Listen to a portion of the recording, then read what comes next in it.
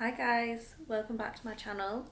In this video I'm going to give you my top tips on how to get motivated, stay motivated, and more importantly to find your why you want to achieve your goals, why you want to do specific things. So I hope you find this video useful and we'll just get straight to it. First of all, let me apologise for the lighting. It's not particularly great weather in London at the moment, so it's quite hard to film videos with good lighting, so if it's a bit rubbish then I'm really sorry. So my first tip for finding your motivation and finding your why is to think about what don't you like in your life at the moment, what would you like to change if you could. It could be anything from finances, relationships, where you work, your career, your living situation. An example from myself is that I don't particularly enjoy my financial situation at the moment.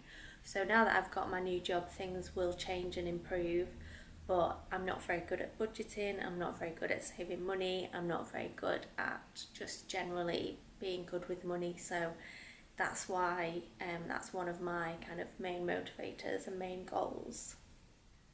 So my next tip is to make sure that you write down what your big picture goals and visions are. So you need to do this in the present tense. So from my personal experience, I find that that helps you to visualize it easier.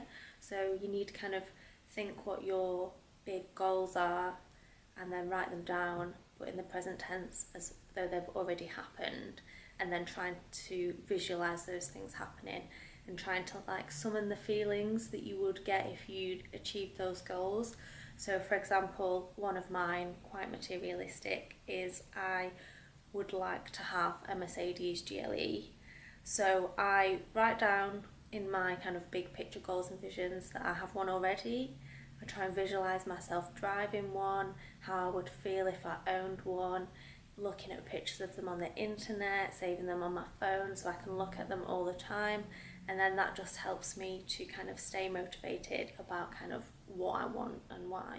And it's also important to look at them often. So if you're not feeling particularly motivated, have a look at them, keep them somewhere where you can just kind of look at them all the time so that you can just keep yourself motivated and keep your goals and visions in the front of your mind. So one thing that I've started doing recently is journaling. I will do a video on that separately, but every morning when I wake up, I sit down and journal and I write down my big picture goals and visions in the present tense. So every morning I'm reminding myself of what I want and what I want to achieve and why, and that's really helpful in keeping motivated. If I have a day where I've not been particularly productive and worked on my goals, then I feel a bit like, oh, I need to do a bit more to work towards those big picture goals and vision. My other tip is to make sure that your why isn't just financially focused. So I know sometimes we can get a bit carried away with thinking about what do I want to buy, how do I want to help my family, I want to buy a house, I want to pay off someone's mortgage, for example. But it's important to have kind of bigger visions and goals that are kind of beyond just yourself. So do you want to help a charity? Do you want to help people with a particular problem or solve an issue? Do you want to help people more generally? Do you want to make an impact, leave a impact on the world, make a change? Anything like that, just something that you're truly passionate about. So for me, for example, I'm really passionate about helping homeless people, and so often and helping homeless charities. So when I do my 10k runs, I always make sure I raise money for a homeless charity, whether that's in London, Manchester, wherever in the UK, and also do other little things every now and again. So that's something that's kind of my motivation as well, and one of my whys, that I want to help people. Another example might be career satisfaction. So do you want a job that is going to actually make a real difference and isn't just maybe selling something to someone? You might, for example, want to work for a humanitarian organisation and have that kind of motivation to help people in a different way and have that satisfaction from that. So another one is to have a clear plan on how you will achieve your goals. So it can be quite demotivating if you set all these goals and then don't really plan how you're going to achieve them. So you need to break it down into small steps, otherwise it's going to seem like a massive unmanageable task. But basically, if you just break it down into small chunks, you'll be able to see what you need to do step by step to get to that goal or end vision. And I have posted some videos about this in the past. So I've posted about my goals for 2019, I've posted how to achieve your goals, how to set career goals, etc. So I will link them down below for you so you can take a look.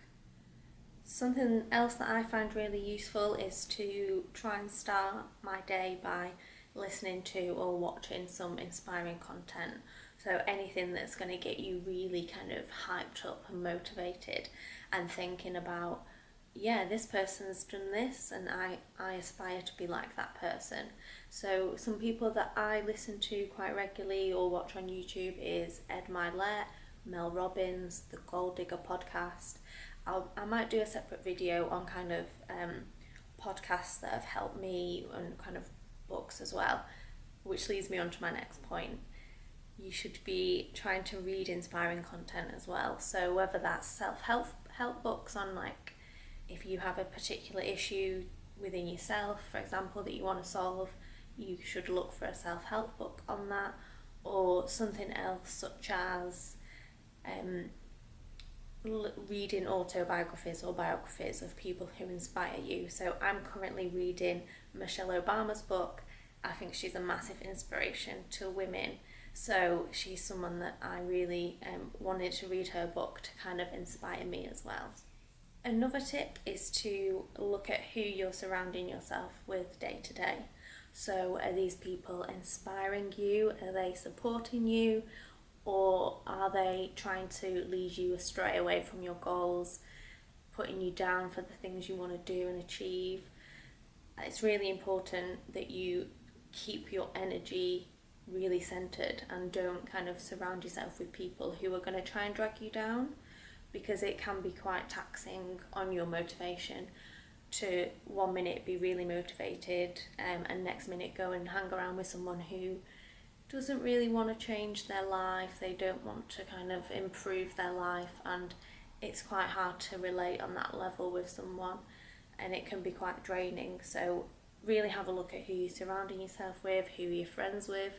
If you don't have anyone in your life currently that inspires you, try and look for some new people to hang out with, go to different events. Even if you go on your own, other people will be doing the same, so don't worry about that. But just kind of try and expand your circle of friends and your horizon of who you sort of interact with day to day. If you want to start a business, go and meet with business people who have done that already. If you have particular career aspirations, get a mentor who's done that already. It's all around, inspiring each other, supporting each other, helping each other the best we can. So you really need to kind of think about who you surround yourself with. So I think that last point really links in as well with mindset and the actions you take.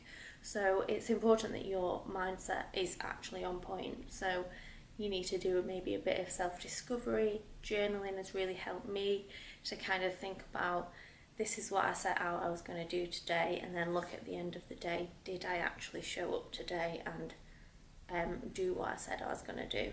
And is there any kind of character flaws or any other issues in my life that are stopping me from doing that? So it's just about having a better mindset and doing a bit of self-reflection. It's really, really important and key. And this links in with your actions as well. So if you're always doing things that aren't really kind of moving you in the right direction, it can be quite hard to stay motivated and to really get to grips with your why. So something for me, for example, if I go out and drink and get a bit drunk, end up with a hangover the next day, I just lose all my motivation for days. It takes me days and days to get back into that momentum of really being productive.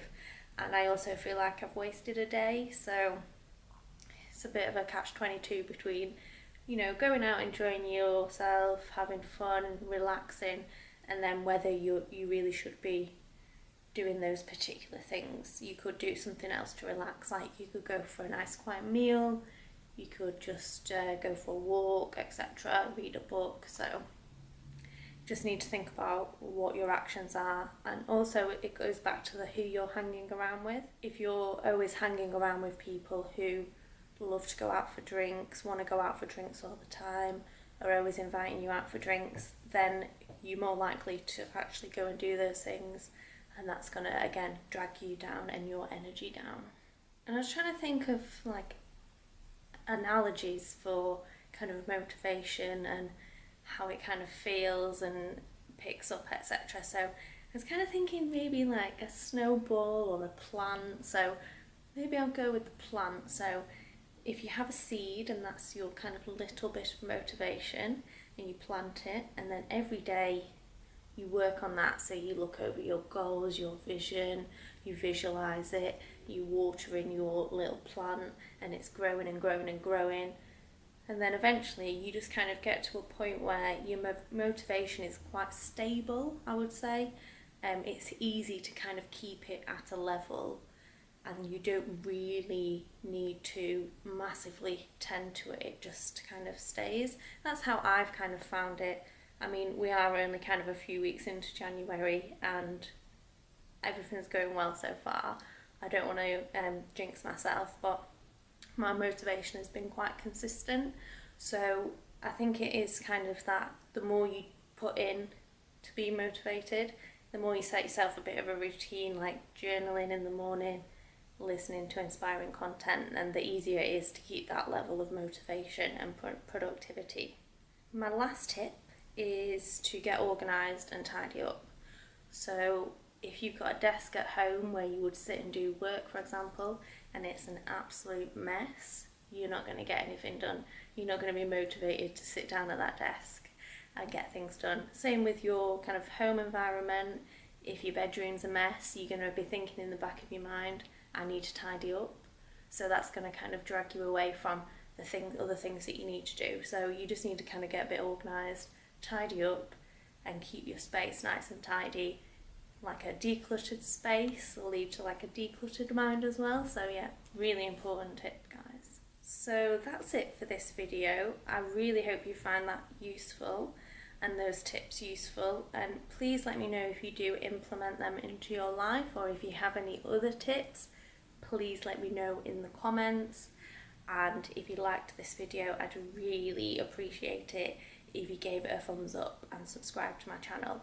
I've got loads of really good videos coming up in the next couple of weeks and months, so I'd really appreciate it if you subscribed, and it also means you won't miss anything, so it's a win-win for you as well.